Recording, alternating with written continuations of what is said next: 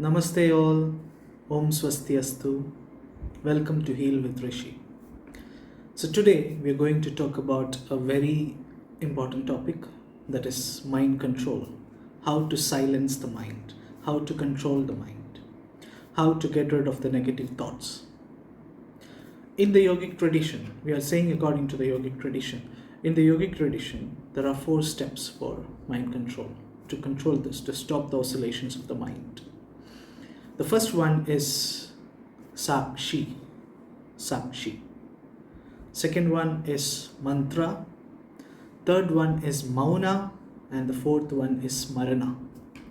Sakshi, mantra, Mauna, and Smarana. So what is Sakshi? Sakshi, we are going to discuss in detail about Sakshi. So Sakshi means, we all know that witness. Sakshi is witness.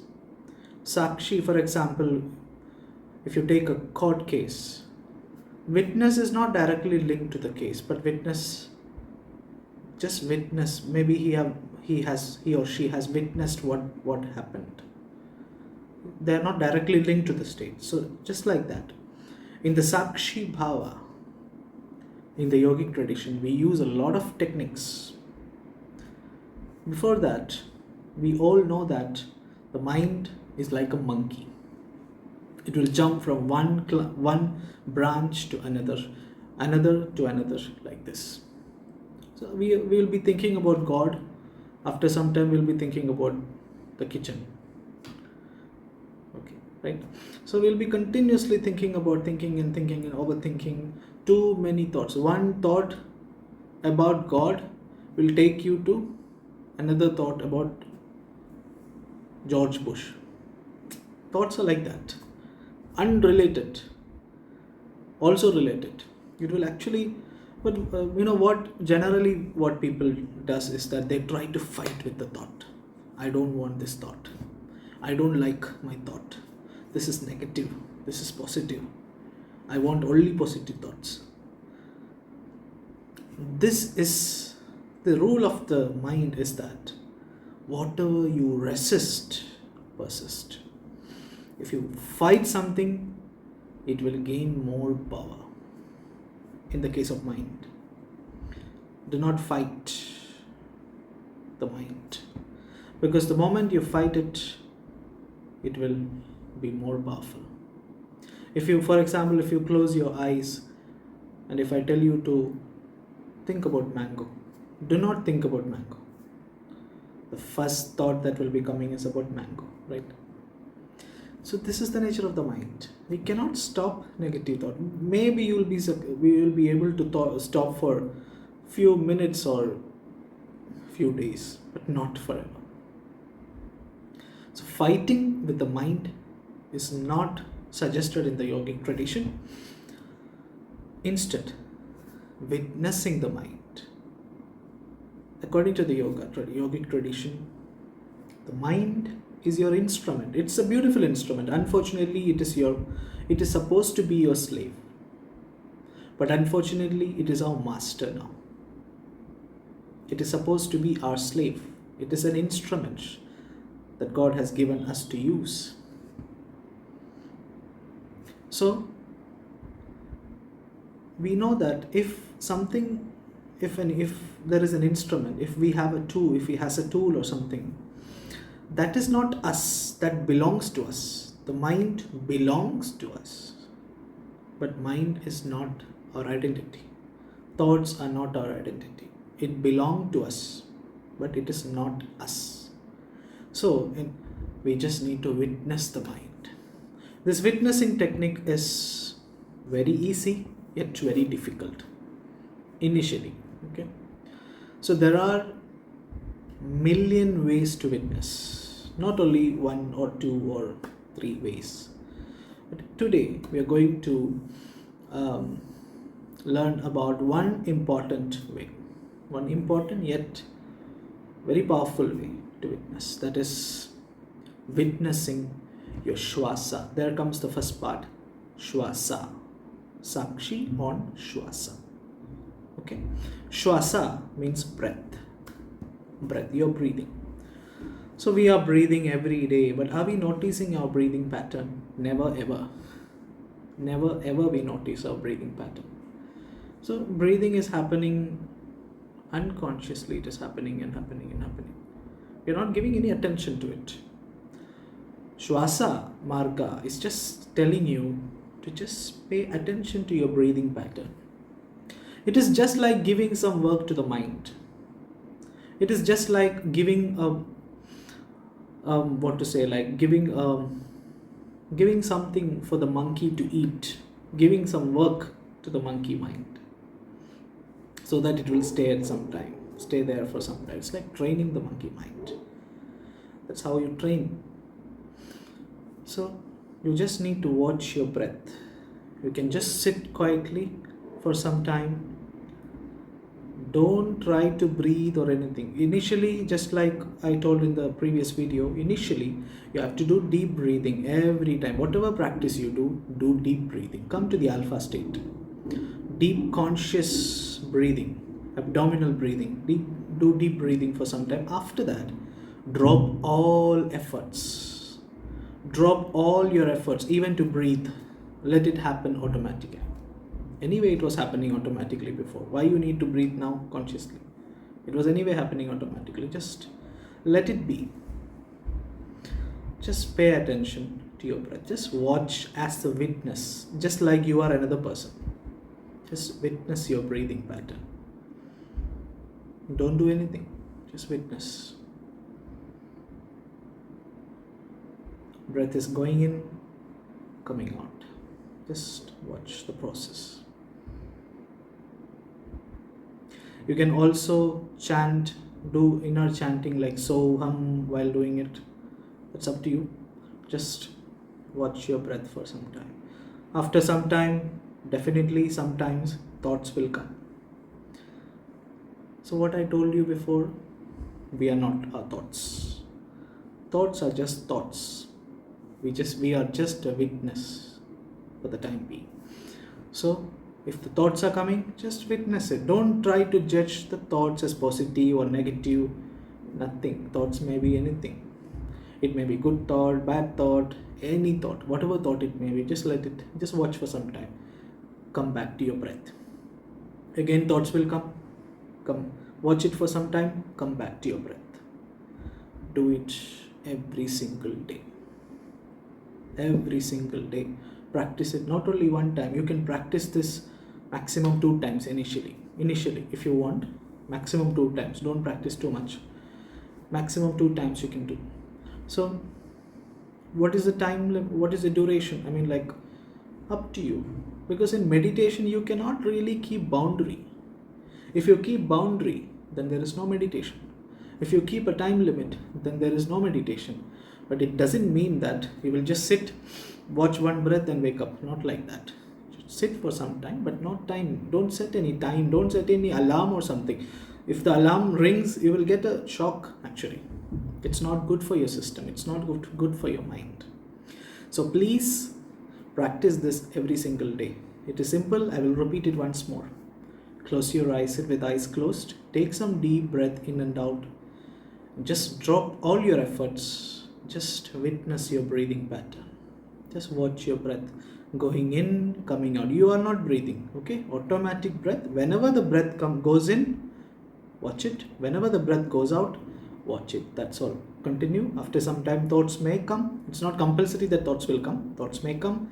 Watch them for some time. Always return back to your breath. Do it every day. You will see wonders in your mind. You will see that over a period of time, not much time, okay? This process is very powerful, so that as I told you, 18 days is important. In the 19th day itself, in the 21, 19, 30, 30th day itself, I mean, like, I cannot say an exact number. Depends upon your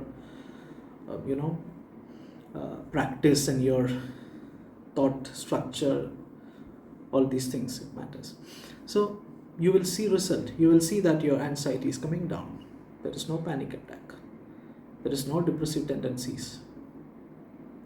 Everything will come down and you will feel much connected to your own self, much connected to your God. So this is Sakshi Bhava. There are many other methods in Sakshi Bhava. I will be discussing it in future. But this is a very easy method, yet very powerful method. This is not only in the Indian yogic tradition. This is also there in Buddhist tradition, also there in Sufi tradition. This is also there in many other Egyptian traditions. Okay. So this is like a very powerful method. So please practice this every day. The second one is mantra. Mantra is a carefully designed sentence structure. Mantra is like, like not exactly sentence structure. You can say like a combination of words. That's the best way to say that. According to the yogic tradition, mantra means mananat trayate iti mantraha, which means mantra is one. Mantra is that which protects the one who chants it. It protects you. It protects your being.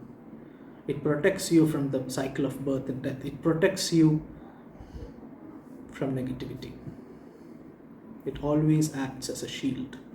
So you can also repeat mantras. Mantra repetition is a very ancient way of controlling the mind. See, when I use the word controlling the mind, don't say that you can control. Don't think that you can control the mind like that. Not like that. I mean silencing the mind, stopping the mind. So mantra, if you repeat. Yesterday I discussed a mantra, which is a swara sound meditation. So that is an example of mantra chanting. There are also other mantras in all traditions, not only in the Indian tradition. In all traditions, there are important. The mantra is a very important thing.